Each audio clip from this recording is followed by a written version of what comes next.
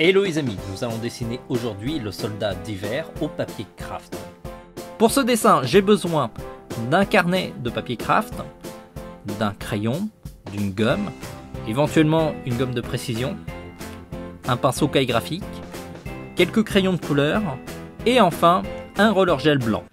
On commence par réaliser le dessin. Je dessine un rond pour schématiser le visage, puis je l'allonge pour avoir la forme du menton et puis je détaille petit à petit le dessin. La version de mon dessin est basée sur une affiche de Captain America Civil Wars. Je l'ai un peu adapté pour qu'il colle au style manga. Ça n'a pas été très évident parce que j'ai pas l'habitude de dessiner des personnages qui sont un peu mal rasés.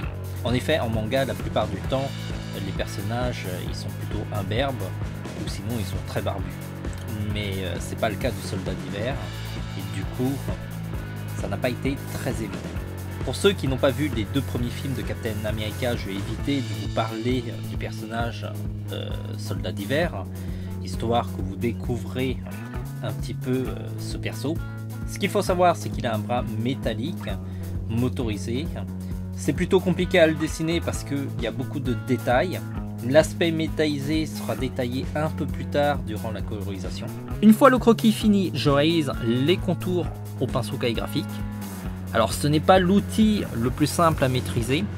Je l'ai choisi parce que je voulais avoir un trait qui a du caractère et les imperfections du pinceau calligraphique donnent plus de force au dessin.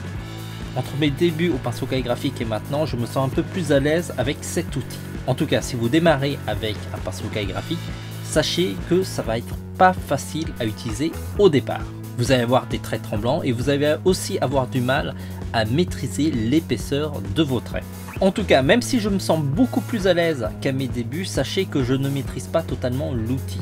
J'ai eu l'occasion de rencontrer des mangaka au Japon qui utilisaient des pinceaux calligraphiques et je peux vous dire que leur niveau de maîtrise est bien plus élevé que la mienne. De toute façon, on n'acquiert pas un haut niveau de maîtrise du jour au lendemain, donc je vais continuer à travailler et à m'améliorer petit à petit.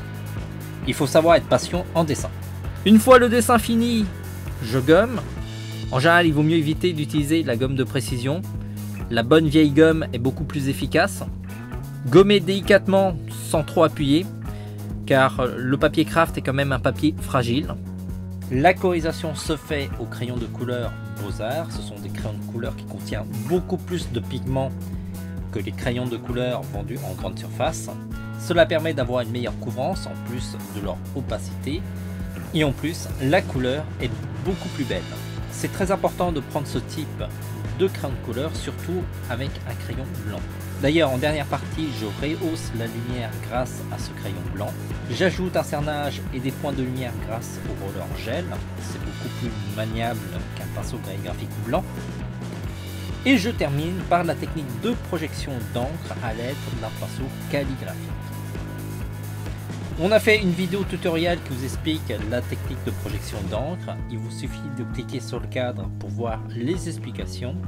Merci d'avoir suivi cette vidéo jusqu'au bout. Pensez à vous abonner à notre chaîne. N'hésitez pas à partager à un max de monde nos vidéos. TVA Chante, c'est aussi une boutique en ligne. Donc n'hésitez pas à vous équiper dans notre boutique. Ça nous permet de faire vivre le site.